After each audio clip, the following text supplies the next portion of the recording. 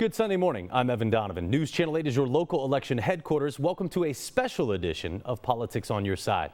We had a whole show planned for you this week, but it was preempted by the president's statements about the killing of Abu Bakr al-Baghdadi. But we do want to bring you the most important story of the week. The Florida Senate took the unprecedented move of removing Sheriff Scott Israel from his job in Broward County. Here to discuss that and more with me is Republican State Senator Tom Lee of District 20, which covers parts of Hillsborough, Pasco, and Polk counties. Good morning, Tom. Good morning, Evan. Thank you. Thank you so much for being here. We've actually had the chance to get to know each other a little bit today and to watch the president's statements this morning. Your thoughts on what happened here before we get started? Well, anytime the United States military, our country, can capture an important adversary, it's a great day for America. And I think it comes at a good time for the president, given the national conversation in Washington. So it sounds like, ISIS is attempting to rebuild. You never win these wars. You always just defer them. And so it's just going to be a constant battle. And the fact that he's been able to go in and identify and kill one of the key reorganizers of that group, I think is really good news for national security and around the world. Certainly is, and as you mentioned, also good for him politically, separately, no question about it. Which I think we saw in that press conference. Senator, I wanted to talk to you about the big story of the week. Obviously, we just mentioned it. You voted against removing Sheriff Israel from office. The vote was 25-15 in the Senate, largely along partisan lines, but you voted against a lot of your colleagues in voting not to remove Sheriff Israel. Tell me why you made that vote and whether the families wanting him to be removed weighed heavily on your mind. Well, first, the families that wanted him removed did weigh heavily on my mind, very much so. I met with a couple of those families and talked on the phone with others. And I know they're hurting. I know that they wanted this sheriff removed. I understand that. But we live in a nation of laws. The rule of law matters. Due process matters. I chair the Security Committee in the Senate. I'm very familiar with the Marjorie Stoneman Douglas report. And I personally felt like the governor did not make his case before the special master that we hired. We hired a Republican special master who served as a judge to take evidence in this case. He ruled that the sheriff should be put back in office. Mm-hmm. And we went into the Senate and totally flipped the narrative with 40 politicians, kind of reversing the judicial process that we had created. And I just thought it was blatantly unfair. Interesting. Yeah, you mentioned to the Sun Sentinel that, quote, you can't have confidence that justice is being conducted when things are being added on the fly. To what were you referring? Well, new arguments, new testimony, things that couldn't be corroborated or cross-examined, just very poor due process in that respect. And we're entitled to do that under our rules. The irony is that many of the people who are frustrated with what's going on in Washington over impeachment and think the president's being treated unfairly are the same people that applied the same process to Sheriff Israel right here in Florida last week. And look, I mean, Sheriff Israel's an unpopular figure. There were mistakes made down there. But to remove a sheriff for the single action of a single deputy on a single day and use an obscure provision of the Florida statutes written in 1868 that allowed sheriffs to deputize people back before we had police academies it's just not a reasonable application of statute.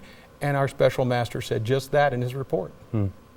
He has said he's going to run again in 2020 to try to get his job back. That's correct. Do you think he wins? And if so, what happens then? I don't know the politics in Broward County. The governor has said if he wins, he won't remove him again. So I hear he's relatively popular outside the city of Parkland, and so it's going to be a big congested race with a lot of candidates in it. And we'll just have to see how it plays out. Yeah, interesting. You mentioned you chair the Infrastructure and Security Committee and are tasked with coming up with some solutions to some of the recent mass shootings that we've seen across the country. Another one this morning in Greenville, Texas. You have said that nothing is off the table as you come into the next legislative session and as we begin 2020. Does that include a ban on semi-automatic assault-style rifles? Well, so we have reviewed all of these options. We held a 3-hour meeting, took testimony from law enforcement, from FDLE, all the way down to the state attorneys in our state. Had some academia people with us as well. And the thing that makes the most sense to me as I look across the spectrum of the range of options that we might have for common sense gun safety is to really look at the background check system. And I don't, we have bills that are being filed. I've reviewed one already that elevates the age for the possession of an assault weapon from 21 to 25. So we're going to have some things before us. Ultimately, we're going to have to get some concurrence from the House and the governor's office. But I do think everything should be on the table. I think we need to have an honest conversation. And frankly, as I've told people, I remember a day when our capital was as porous as a McDonald's at lunch hour. You could go in any door. Now we've got swipe cards and scanners and what have you. I remember when we used to be able to go to the airport. Now we got to get down, stripped down to our underwear to get on an airplane. We all have to be willing to be part of the solution here if we're going to keep America and Floridians safer. So I just feel like the common sense thing to do is to take a look at how can we better ensure that weapons are not getting in the hands of people that shouldn't have them or are mentally unstable. Yeah. You mentioned those background checks. There is a bill that passed the U.S. House back in February, H.R. 8, which requires universal background checks on all gun purchases. It does make a number of exceptions to the law for going to the range, going hunting, immediate use type scenarios for someone who is in immediate danger. Do you support that bill? Are you looking at things like that? We're looking at things like that. Of course, that bill has not passed the U.S. Senate, and it probably isn't going to, at least not anytime soon. And so, we have the ability here in Florida to do our own thing. Justice Antonin Scalia, who passed away a couple years ago, said himself in the Heller case that the Congress and legislators have the right under the Second Amendment to regulate types of weapons, where they can be taken, and who can possess them. Famously said, it is not an unlimited right. That's correct, and in the name of public safety. And so within this bounds of that constitutional interpretation, we're going to take a look at some of these things. And I think that the background check issue is probably the best place for us to start. I mean, if you can make sure that these background checks are real, that they're vigorous, and that weapons are not getting into the hands of people that shouldn't have them, I think the public can have a lot more confidence about the weapons that we are allowed to carry here under our Second Amendment here in the United States. One of the things that came out of the Parkland, the months after Parkland happened in the legislative session was a bill that, strengthened obviously school safety, had a number of other issues about it, including red flag laws, and sort of strengthened those laws. We've seen a number of kids continue to threaten schools. We just had one on Friday night this weekend up at Lecanto High School. These law enforcement agencies are now taking these threats much more seriously now, which I think everybody is a fan of. The red flag law is now being looked at as a model for possibly exporting to all of the U.S. out of Florida.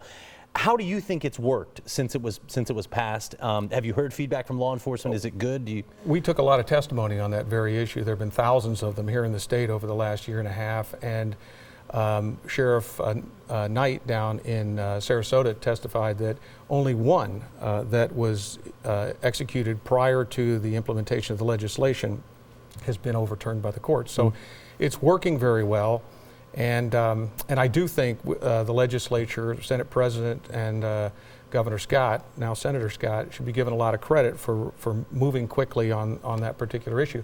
And we're going to look to see if there should be some expansion of those red flag laws. Right now they're limited to law enforcement, whether or not family members should be able to report these incidents. They're the ones that are most in privity or have most knowledge of what's going on inside the household. But we also don't want to weaponize the red flag law. We don't want it to become something that's used in domestic violence situations to take advantage of other people. So it's a very dicey thing to try to thread that needle, and it's a tough job. So we're gonna have a series of pieces of legislation all along this lines, and hopefully the House and the governor will partner with us to try to get them done. Yeah. What else do you expect in this upcoming legislative session? A lot of anticipation for this session, I think, in particular, given that it's an election year and there's so many issues facing Floridians. Anything that's on your radar that maybe you want to let the people know about? Oh my gosh, so many things. I think the big story right now is how we're going to spend the $1.3 or $1.4 billion or thereabouts that we're going to see in increased general revenue here in the state. The governor's laid down a marker for increasing teacher salaries. I think that's a real appropriate use. I'd much rather see us spend state resources on systemic needs of our state than disaggregating it over a bunch of member projects and sending it back to districts. The teachers need a raise. I know there's not a lot of details built out around that raise that he proposed, and that's going to be something the legislature is going to have to grapple with. Yeah, that'll be a big challenge, obviously, from sure the Education Committee and other people that are in the Senate and in the House. Senator Tom Lee, really great to have you in on the show. Pleasure. Thank you so much. Sorry we couldn't get you on the air. That's okay. But certainly want to get your message out there, and we appreciate you coming in. It's okay. It's a big day for America. Absolutely, it certainly is. Senator Tom Lee of Pasco, Hillsborough, and Polk counties. You've been watching a special edition of Politics on Your Side. We appreciate you joining us online here. Have a wonderful week, and we'll see you next Sunday at 9:30 right here on News Channel 8.